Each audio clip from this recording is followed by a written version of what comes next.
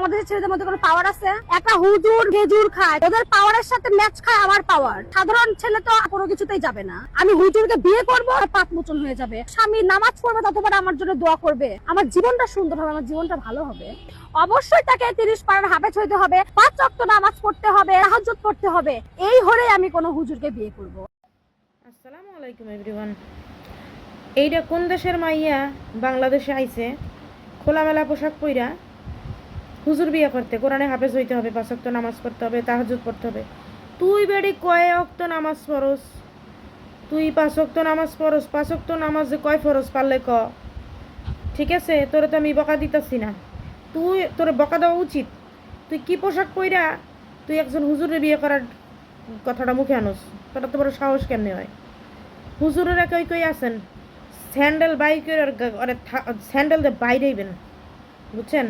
আগে ওরে ভালো হইতে কন, ঠিক আছে? তারপরে ওয়ে হুজুর বিয়ে করার কথা কোক। ছোট মুখে বড় কথা মানায় না, বেয়াদ্দপ মাইয়া কোরআনকার।